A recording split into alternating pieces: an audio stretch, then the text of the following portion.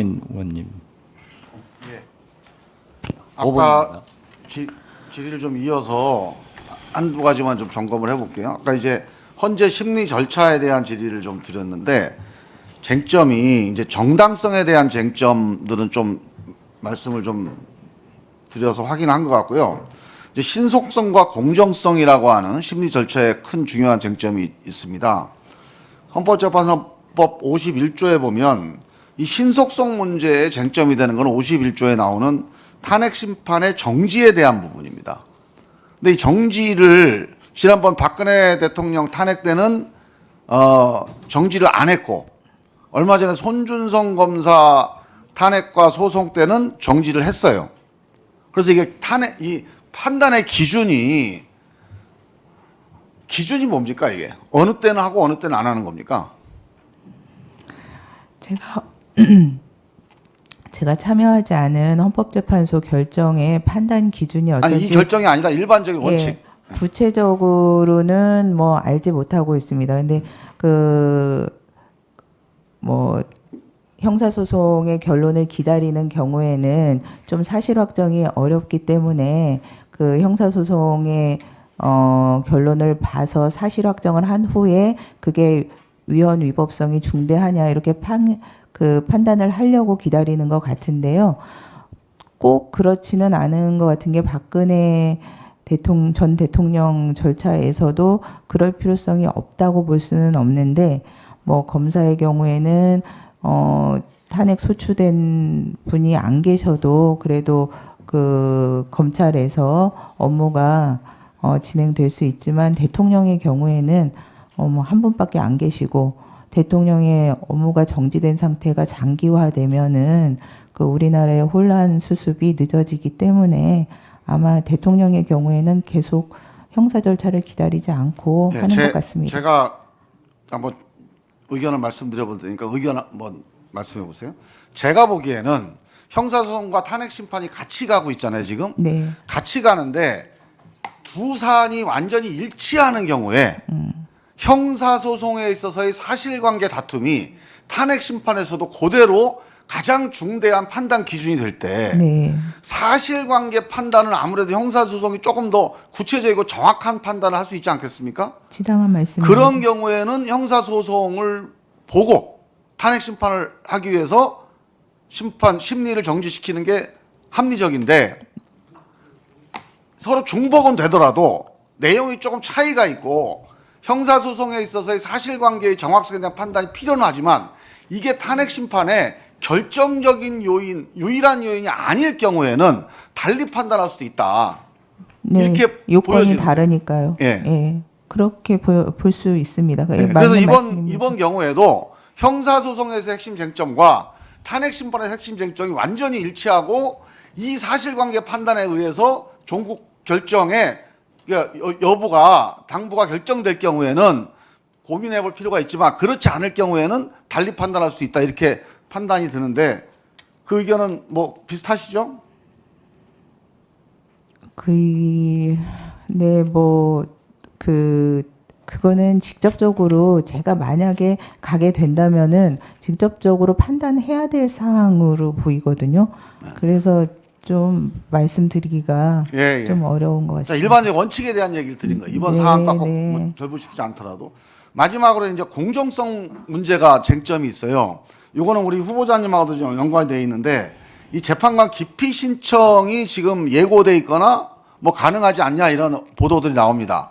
그래서 이제 우리 후보자님의 부군이 지금 법무법인에 소속돼 있는데 그 법무법인이 지금 탄핵 소추인단에 참여를 하고 있단 말이죠. 그러면 이제 판사의 가족이 변호인이든지 피소추인 어느 일방에 참여를 한다면 그 재판관이 공정한 재판을 하기가 좀 어렵지 않겠냐 이런 우려가 있다는 거예요. 그래서 이게 일반적인 법원에서의 기피 회피 사유에 이러한 조항들과 이 전례들이 있나요? 제가 아까 말씀드린 것처럼 우리 남편이 저기에 참여하는 것도 아니고 우리 남편이 소속된 법인이 거기에 참여하는 것도 아닙니다. 아 그래요? 예. 그리고 아까 잠깐 말씀드렸는데 대법원에 전원합의체 그 결론을 낼 때에 그 회피나 기피에 관한 규정이 있는데 거기에는 해당되지 않는 것으로 알고 있습니다. 됐습니까? 예.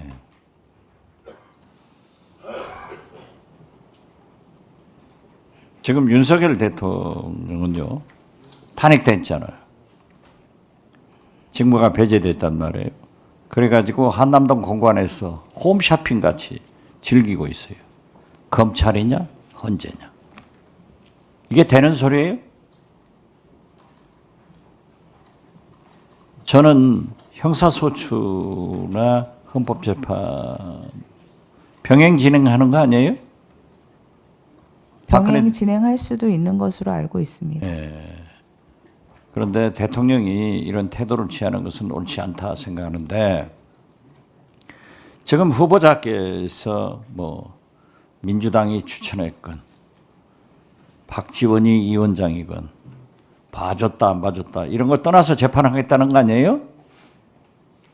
네, 그렇지 않습니까? 그렇습니다. 그렇게 훌륭한 재판관이었기 때문에 계속해서 대법관 또는 헌법재판소 재판관으로 많이 거론됐죠?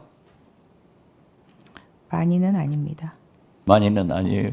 몇 번도 거론됐어요? 기억나지 않습니다. 예? 정확하게는 기억나지 그때마다 않습니다. 내란숙의 윤석열이 공개적으로 비난하고 반대했단 말이에요. 왜 그랬다고 생각해요?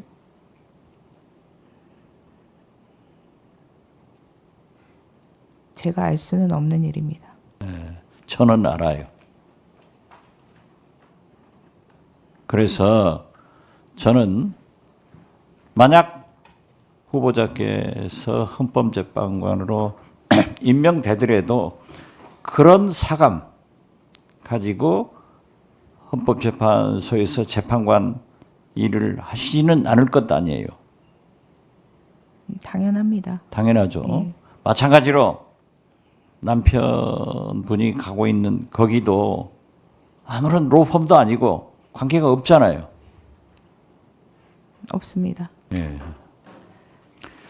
제가 자꾸 말씀드립니다만은 인사청문회 킬러였어요. 9분을 내가 낙마시켜 봤어요.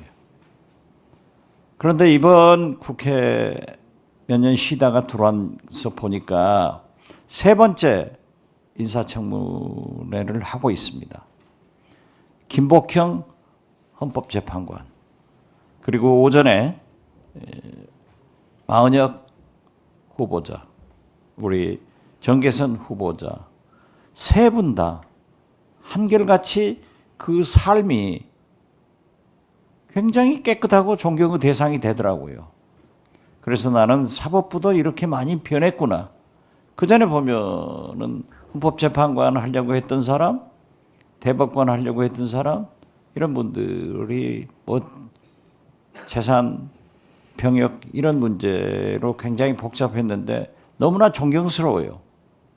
그렇기 때문에 제가 말씀드리는 것은 거듭 국민적, 세계적, 시대적 관심이 헌법재판소가 구인 정상체제로 가서 빨리 즉 신속하게 윤석열 탄핵 문제를 결정해야 된다라고 생각하는데 아까도 물었습니다. 동의하십니까? 네, 빨리 진행해야 한다고 생각합니다. 네. 그 생각하는 것도 그렇게 적은 소리로 해요. 기왕이면 큰 소리로 좀 해야지. 자,